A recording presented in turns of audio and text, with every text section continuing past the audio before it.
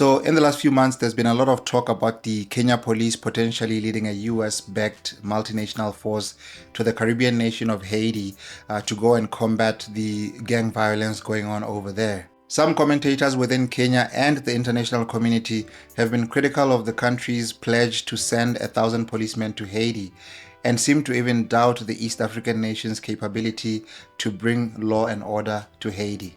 So in light of all of that, I think it's worthwhile taking a look at the history of the Kenya police, where it has its origins, its structure, its functions, and overall track record. That is exactly what this episode seeks to achieve, if you'll stick around with me. I'm Simon Bayani, and this is Africa in Retrospect.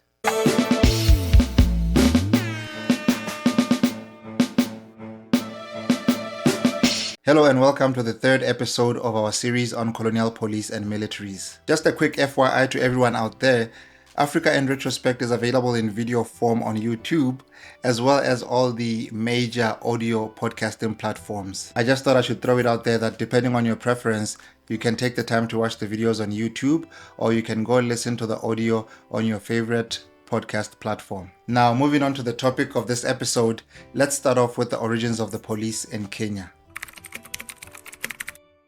From 1887 to 1896, the area known as British East Africa was ruled or administered by the Imperial British East Africa Company through a charter from the British government. In 1896, the British government assumed responsibility for the administration of British East Africa, and in that same year, the first sort of official police force was created in Mombasa.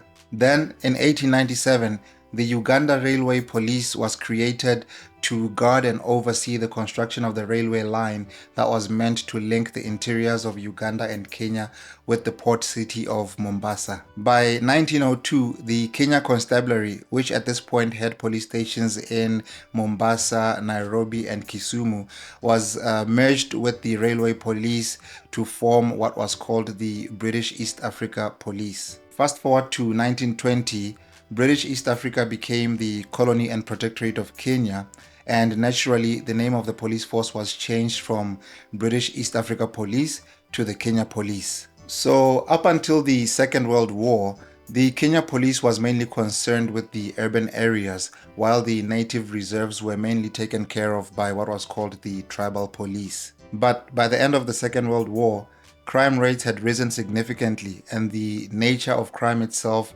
had become so professionalized and organized that the Kenya police then took over most of the activities from the tribal police. It is important to mention here that the Kenya police was an instrument of the colonial government. And so what this means is that the racial divisions that existed in the police force were a reflection of the deeper racial divisions in the broader colonial society. From its inception, the Kenya police consisted of high-ranking European officers, middle-ranking Indian policemen, and of course the African rank and file. The Indians in the Kenya police were often assigned more responsible roles, and they overall had more status than their African counterparts. The European policemen, on the other hand, always had the respectable positions, and they had more status than the Africans and the Indians. Also, because the Indians in the Kenya police tended to play sort of an intermediary role between the majority Africans and the minority Europeans, they themselves seemed to enjoy a level of authority over the African policemen. What's interesting about these racial divisions is that even though the Europeans considered the Africans to be inferior to them and the Indians, the whole colony would not have functioned without African participation. The Kenya police itself would have had serious staffing shortages if there weren't any Africans within its ranks. This was a clear representation of the evils of the colonial system, where one group subjugates the other and yet cannot do anything worthwhile without the participation of the subjugated group. Some of the major events in the history of the Kenya police came in the early 1950s with the rise of the Mau Mau movement.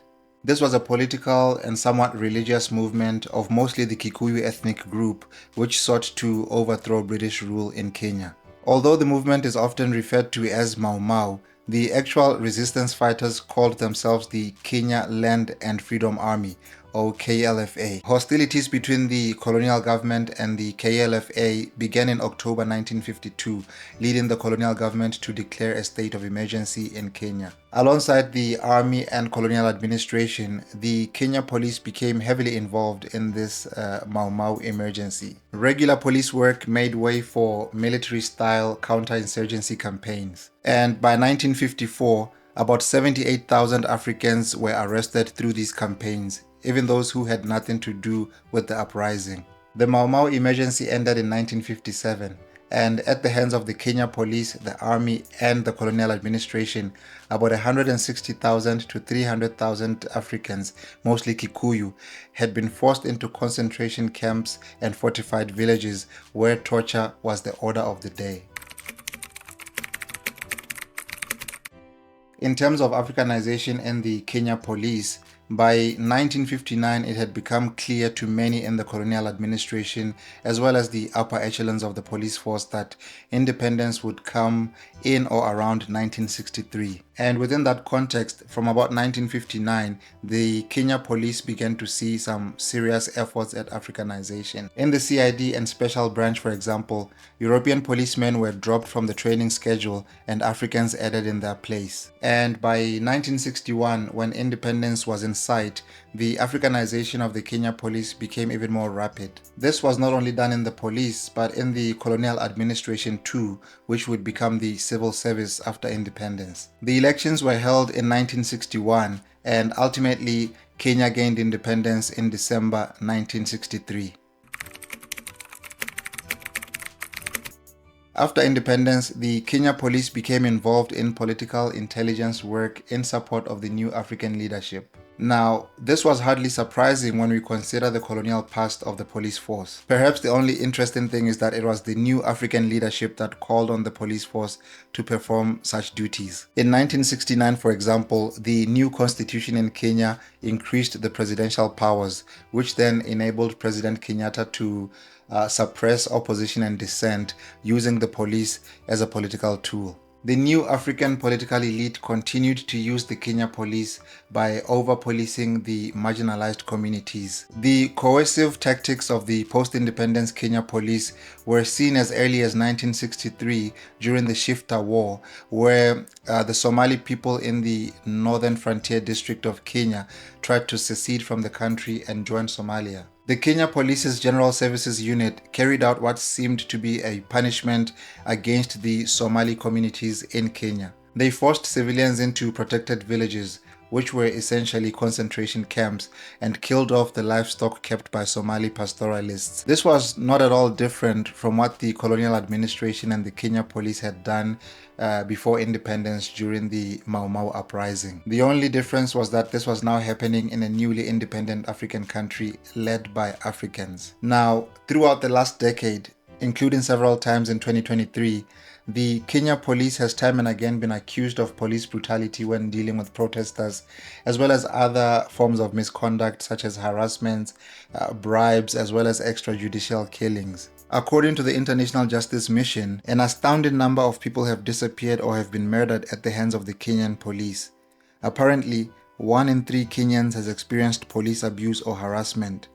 But as it stands at the moment, almost none of these cases make it to court. So now, to put this into perspective, the Kenya police might be going to Haiti to lead the fight against gang violence.